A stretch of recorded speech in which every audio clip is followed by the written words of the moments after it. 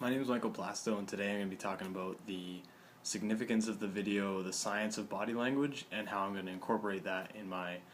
everyday job as a personal trainer. The first thing that I noticed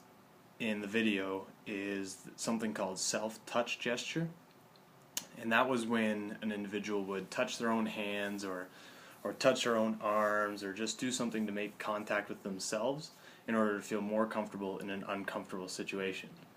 So me as a personal trainer, I can utilize this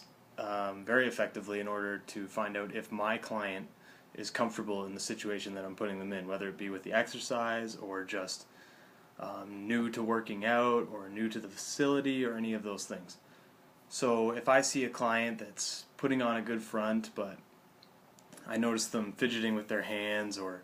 rubbing their arm or doing any of those self-touch gestures, then that's a key indicator for me to go in and try and help them along and ask them questions to make them more comfortable and feel more at ease. Another thing that I learned rather quickly was everything is going to be off of an impression. So how you sit, how you walk, and how you dress is going to play a large role in how your client perceives you. Another thing that I learned from the video Science of Body Language is that if someone is to ask you a question, and even if you know the answer right away, you should,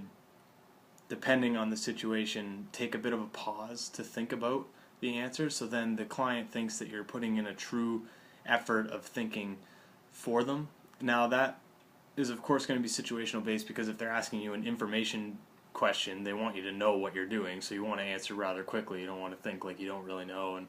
you're kind of debating on what you're going to say. It's more or less if they're asking for some advice or something personal, then you should take a little bit more time to think about it and actually come up with a really good, solid answer. A lot of times what you see isn't what you get, or what you hear isn't exactly what you get. So an individual may be talking about something and telling you about their feelings, but their facial expression will be telling an entirely different story. So that's something you definitely want to maintain focus on when working with a client, is they might be telling you, oh, I had a great day, but they might be dragging their feet, or they might not be smiling a lot, or they'll smile for half a second and then the smile will go away and